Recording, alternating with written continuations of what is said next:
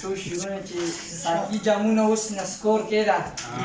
ساقي جامونه اوس نسکور کېده ځکه د تلم بیا راته نور کېده زړه مې د ښار د خوراک زړه مې د ښار د خوراک نه تور دی زړه مې د ښار د خوراک نه تور دی راته ډوډۍ د خپلې مور کېده